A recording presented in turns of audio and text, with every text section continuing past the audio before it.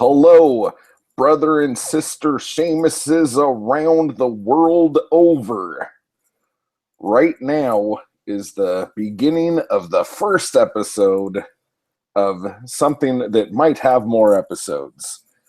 This is the True Dicks podcast, and we are your dicks.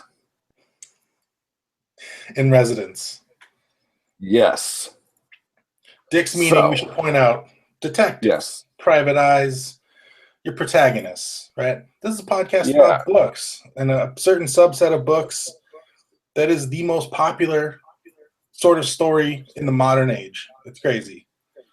And we kind of want to do this podcast to dig into why it hits people so across ages and races. Why is mystery and detective and especially pulp stories, why are they so attractive? Well, I'm glad you brought us back to the topic because I'm stuck on dicks.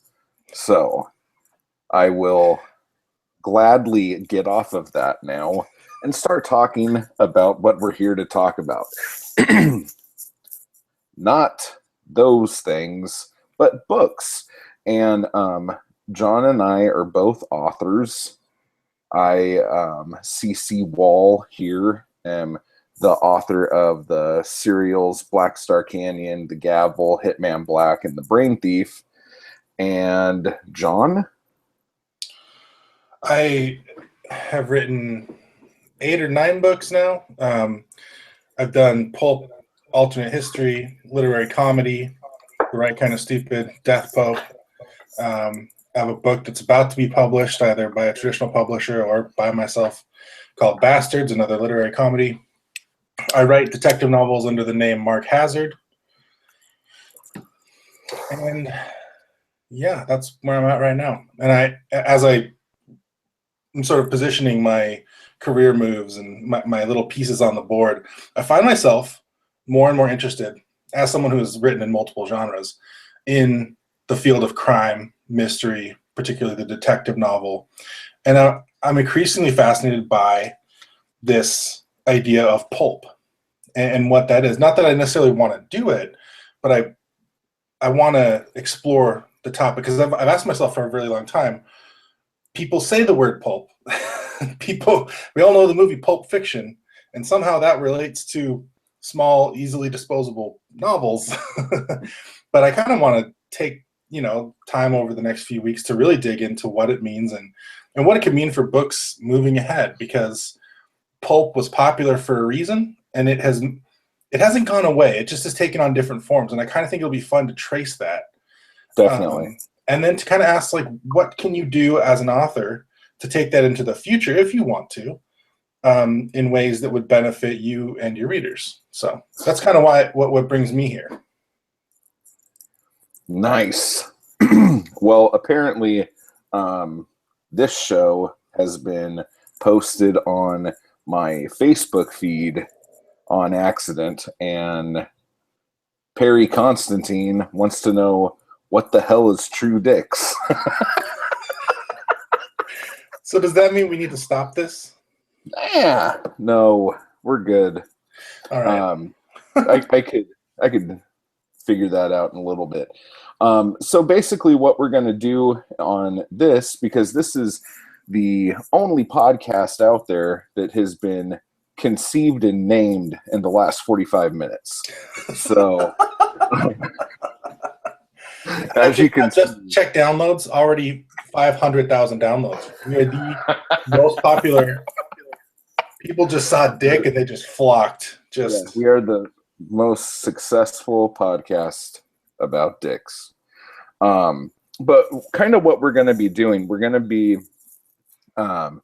doing some reviews of the books that we're reading, and then kind of also go into some of the history, like John was saying, about the history of pulps, the history of paperback originals, kind of the history of where the mystery came from, where the detective story came from, and then also like all the subgenres, like your amateur sleuth, your hard-boiled detective, your cozy mysteries, your cozy, which I'm probably the last person to ask about cozy mysteries, but we'll Yeah. try to do the best we can.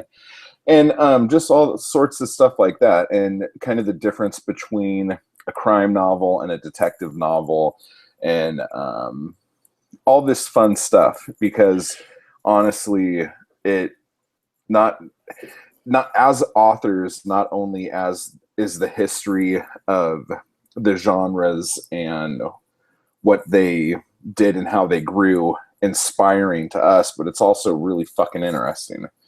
Yeah, And and I think it's it's good to point out that it's not just about like a timeline or a rote. This is the definition of this, and then this happened. And because when you break down the history, you start to ask questions about what is story, what are the key components that are driving the interest from people, and what's I don't know. There's just so many like semi philosophical questions and just kind of more below the surface questions for readers and writers. I mean, we're readers first, 100%. Like yeah. I've written 9 books. I've read, 9,000 books. Let's say. Well, I'm the only author that's written more books than he's read. So Are you it should be a serious? good dichotomy. Oh, No, I'm just kidding. you never, Are you dude, serious? you never know. You never know. Have you ever Nothing seen surprises me anymore. have you seen Dark Place, Garth Marenghi's Dark Place? It was a very short-lived um, comedy on Channel 4 in the UK a few years No, back. never heard of Garth Marenghi. Well, Garth Marenghi's supposed to be this like Stephen King type of author, and the show is about him now, present day, after writing all these books, being able to go back to a series that was made based on his books that was canceled by the network before it aired because it was so raw and real. So it goes back and shows the episodes from the 80s that were made, but like he's like, I'm Garth Marenghi, I've written more books than I've read, and just like he's such a tool. But so that's where that came from. Nice little segue into nothing.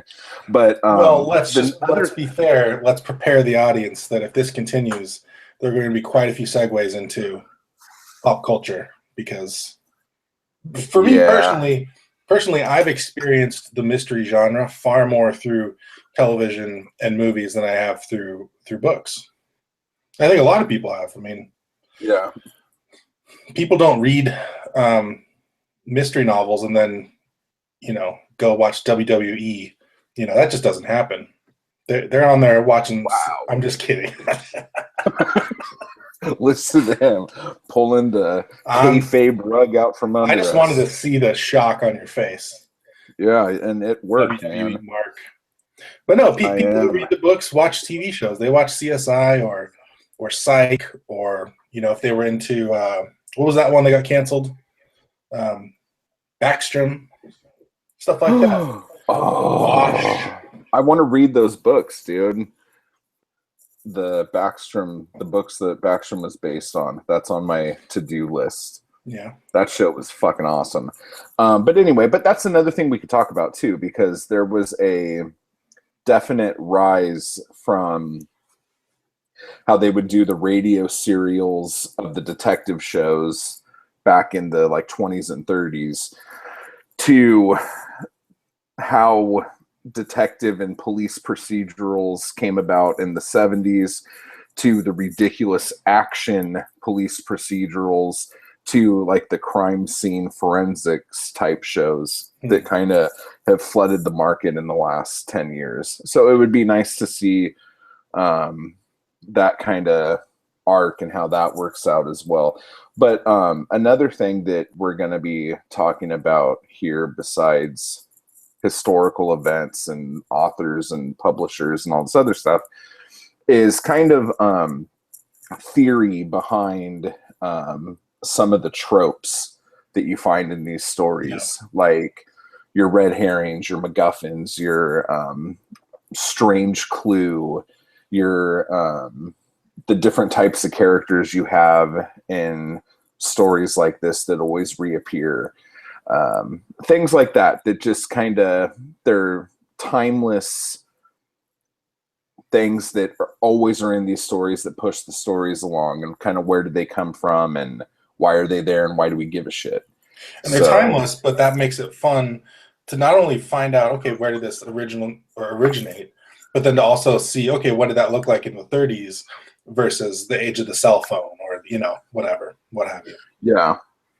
And another thing that we should kind of just preface right out of the gate is that me particularly, I like older books. Like right now I'm on a big kick trying to kind of collect all of the Fawcett gold medal books that were the first company that was putting out paperback originals and all that other stuff. But I'm also reading a lot of Mickey Spillane, and I've been reading the Nick Carter books for like the last year. And Nick Carter is like the American James Bond, but super trashy and crappy.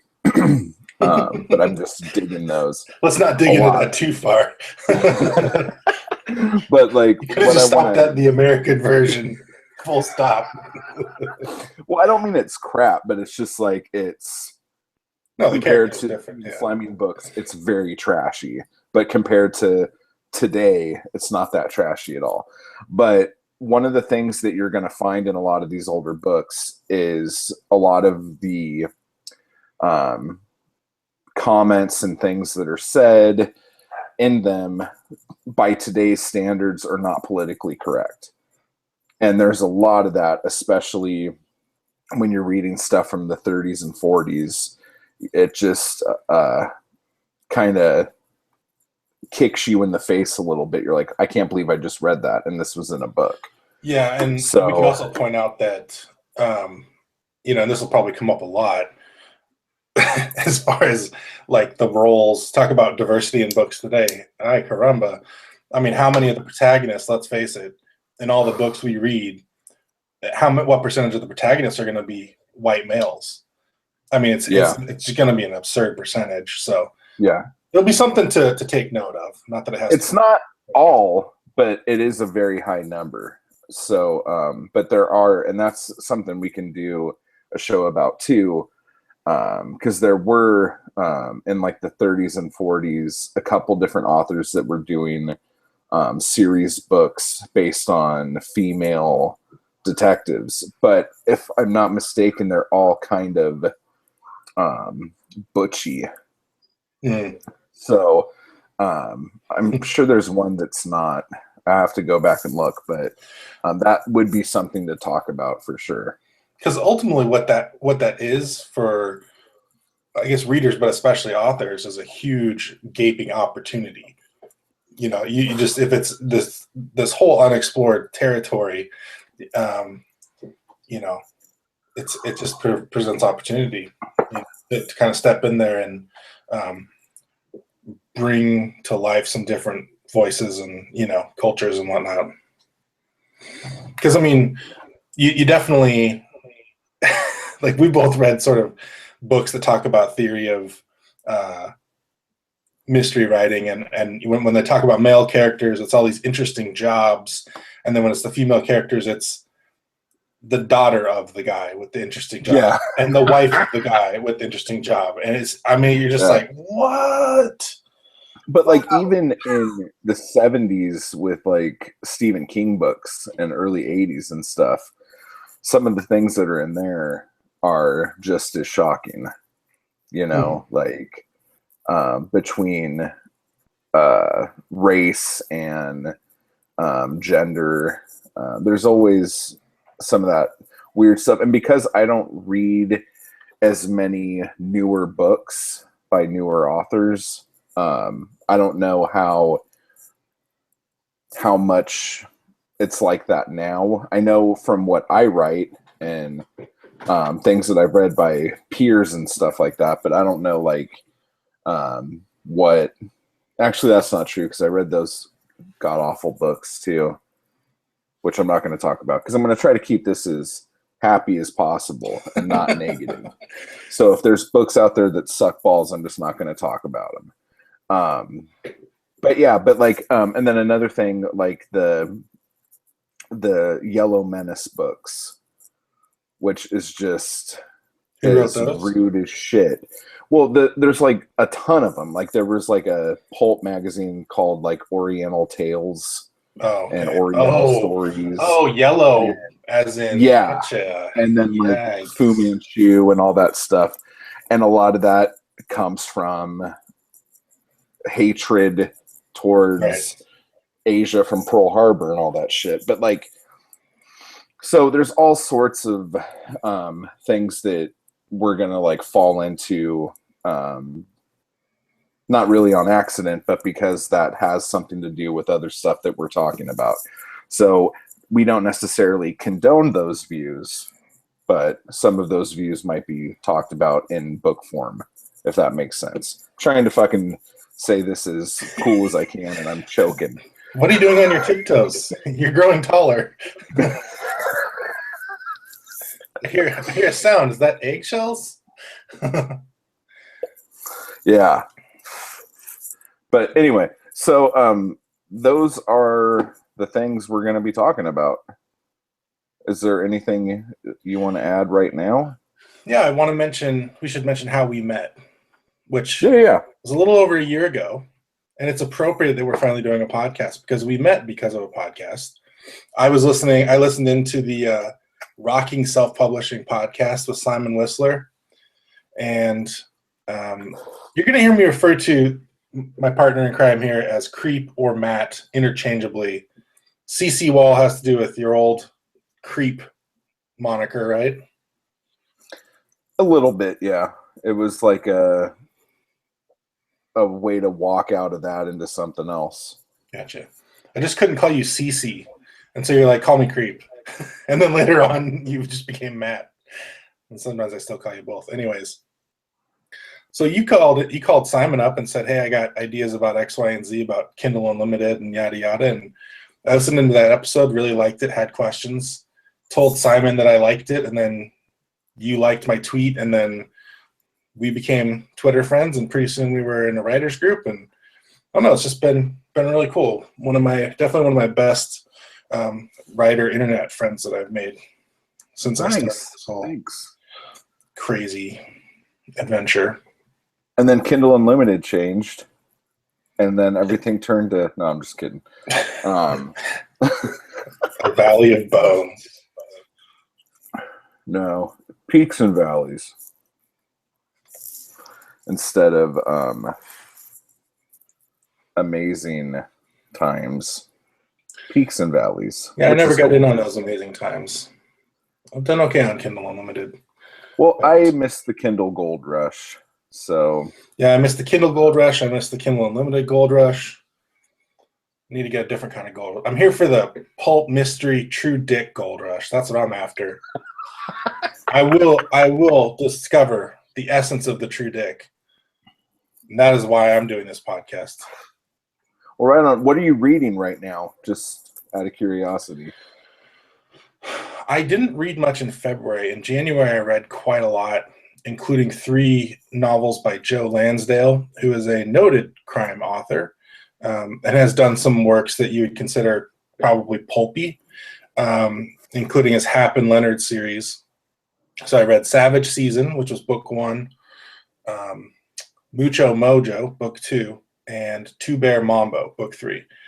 I really liked him. I think I really resonated with his writing style, which reflected my writing style. Which is spare and to the point and, very attuned to the dialogue and characters as much as the plot. And that's something that I bring to the mystery genre or the crime genre is a far more than average attention to characterization and dialogue and stuff like that. Which is why I'm also reading people who have been noted for that. The next books in the docket are a couple by Donald Westlake, who was a 3-time Edgar Award winner, and then known for his good characters and comedic takes on mystery and other pulpy subgenres, which is definitely something I like to do. And then of course Elmore Leonard, who is sort of a god of crime writing. So that's what's up next. And here comes the cops. flying a helicopter over my fucking house nice. as quickly as humanly possible. Sorry about that. Living in the big city. And so that's probably what I'll be reviewing here in future episodes. I might start with a full review of those first 3 books in the Hap and Leonard series, because they're definitely worth reviewing and they're definitely worth reading. And then I have read recently a couple of different. I read a fantasy novel, an urban fantasy that was heavily influenced by the hard-boiled Private Eye stories of the 50s. You know, the Sam Spade, Maltese Falcon. It's called Something from the Night Side by Simon R. Green, and that was something worth talking about. So in the future, so yeah, I would like to hear about that for sure. I'm right now reading One Lonely Night by Mickey Spillane. It's the 4th Mike Hammer book, I think. And I'm going through all those right now, so you're going to probably be hearing me talk about Mike Hammer a lot. And I'm also reading Carter Brown's Manhattan Cowboy. I really like picking up these books with I try to get the first printing of the paperbacks. Mm-hmm. So, and I actually have a couple of doubles of some of these, so I might just send you a couple. Oh, that'd be sweet. I know I have a couple copies of The Deep. I have a couple different copies of Nick Carter books, which I'm sure you'll want to jump right on face first. Yeah. The Killmaster. But yeah, and those are interesting just because so many different writers wrote. And I'm trying to think of another. It's almost like if the James Bond books were said to be written by James Bond. Okay. Kind of thing. So it's like, but they never say who the authors are. You could find out like on what's that website? spyguysandgals.com. They have a list of all the authors that actually wrote the different books, and some are better than others. Some of the authors I like a lot better than others, and I like my detectives like I like my eggs scrambled, hard boiled. Oh, hard boiled. That was a joke. Okay. I thought you were going to say white or yellow. I thought we were going racial again. Full of yolk. I'm a huge fan of the Hard Boiled Detective, and we'll go into that in further detail on a later episode. But so this episode, we're just kind of kicking it off. We're basically kicking the ball down the hill, and we're going to follow it wherever it rolls. And I think the questions going forward, I definitely want to get into some foundational history next time. A little bit of a definition of what pulp is, because it has a literal connotation, but then what pulp is kind of expanded to larger than just a literal translation of the word. So I guess we'll talk to you next time, and we'll have more insight, more spiritual truths and wisdoms to live your life by. Yeah. I guess what I'm saying is this has been the first episode of the True Dick Podcast. So until next time, keep your dicks private.